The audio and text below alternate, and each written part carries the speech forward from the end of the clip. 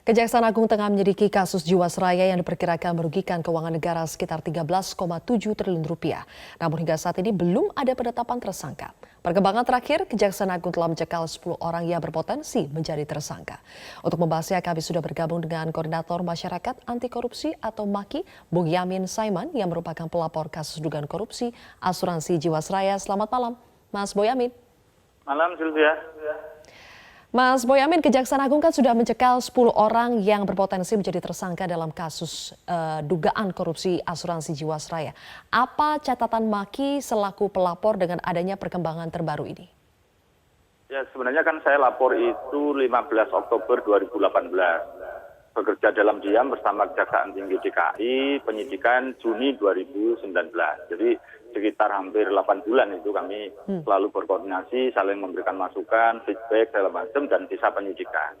Dan waktu itu bisa kita rumuskan sekitar 5 triliun kerugiannya. Tapi ketika ini kemudian membesar, bahkan pendapatan premi itu 53 triliun, berarti bisa kerugiannya itu bisa sampai separuhnya loh, Sylvia. Jadi karena apa? Dari sistem transaksi yang dilakukan itu, yang paling kecil kerugian itu adalah 1/3, berarti ya 30%. Tapi ada juga yang sampai di angka 70% kerugiannya.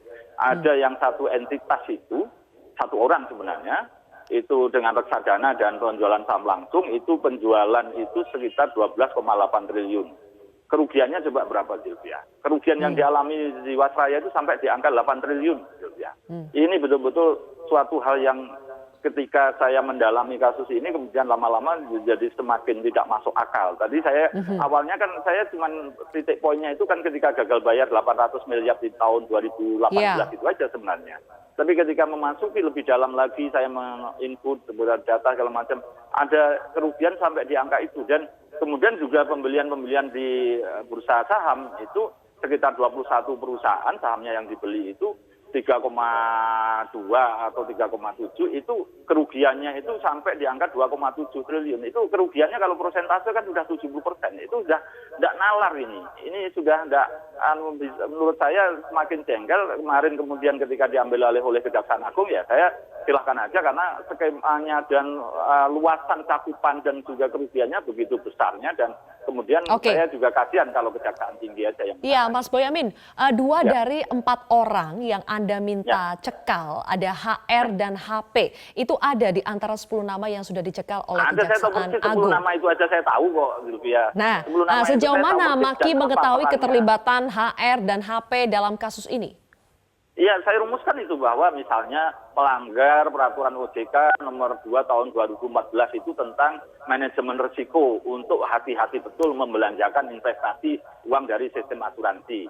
Kalau itu memang perusahaan ini merasa miliknya dia pasti hati-hati. Ketika tidak hati-hati, sederhana ini memang ceroboh, dan bahkan saya akhirnya bisa menduga, bahkan tanda kutip menuduh, ini mensreanya itu sudah sejak saat itu.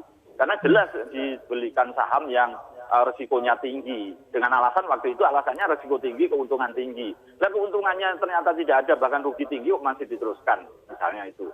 Dan juga tidak dengan cara memakai perjanjian notaris misalnya, sehingga tidak ada hak dan kewajiban. Banyak yang dilanggar, itu sampai 5 item itu.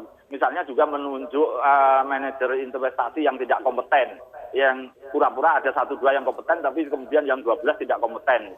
Jadi banyak hal yang dalam posisi itu menurut saya begitu ini menjadi tidak logisnya ketika saya membandingkan BLBI, membandingkan dengan Senturi yang saya pernah menang lawan KPK. Ini justru ini permainan di dunia asuransi ini sungguh tidak masuk akal. Bagaimana membeli investasi yang dengan cerobohnya begitu sampai di angka triliunan, itu sangat tidak masuk akal gitu ya. Baik, Mas Boyamin, Anda kan mendesak untuk segera adanya tersangka yang ditetapkan. Tapi kalau kita lihat surat perintah penyidikan terhadap kasus ini baru terbit 17 Desember 2019 dan batas waktu penyidikan maksimal 3 bulan hingga Maret 2020. Nah, MAKI katanya akan mengajukan gugatan pra peradilan pada Februari 2020 jika hingga Januari 2020 Kejagung belum menetapkan tersangka. Punya bahan yang begitu bahan yang cukup mendalam, dan menurut saya ini penetapan tersangka ini tinggal hitungan menit, bukan tinggal hitungan hari sebenarnya dari sisi itu. Karena apapun kerugian minimal 13,7, hitungan kasar saya aja 11,2. dan kemudian Kejaksaan Agung 13,7 dan berpotensi sampai di angka 25 triliun. Jelas kok ini ceroboh, tidak hati-hati, kemudian dalam posisi tertentu hanya kemudian kepentingannya itu juga nampak, misalnya ini supaya transaksi banyak dapat komisi juga dari para pihak itu, dan kemudian juga pembukuannya mendapatkan nilai keuntungan sehingga dapatkan bonus dan atau tantiem di akhir tahun. Jadi semangatnya cuma bagaimana bisa membelanjakan aja, bukan semangat untuk mencari keuntungan dan hati-hati. Jadi sesederhana itu. Kalau dibandingkan dengan bank, itu malah Bank Senturi itu masih rumit karena aturannya juga sudah lebih jelas. Tapi di dunia asuransi ini kan karena sistem komisi, maka semua orang pengen transaksi sebanyak-banyaknya dan dapat komisi. Saya kan juga agen komisi, Zilvia. Agen asuransi, jadi paham. Jadi saya punya kantor lawyer. Yang jelas Maki mengharapkan ini bisa segera ditetapkan tersangka ya, karena menurut Maki sebetulnya kasusnya sudah cukup terang benderang.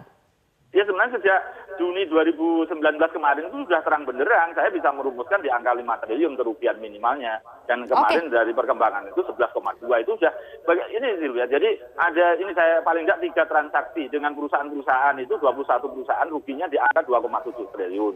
Dengan satu orang yang inisialnya HH itu mungkin orangnya juga sudah kabur dan uangnya juga sudah kabur, itu di angka 8 triliun kerugian yang diderita. Dan kemudian yang di PT itu kerugiannya hampir di setengah triliun dari transaksi 1,4 triliun. Mas Boyamin, triliun semua, Dilvia, jadi jangan kaget. Ya, kita akan sama-sama mengawal bagaimana nanti perkembangan dari kasus dugaan tindak pidana korupsi PT Asuransi Jiwasraya ini. Terima kasih Koordinator Maki Boyamin Saiman telah bergabung bersama kami di Prime Time News.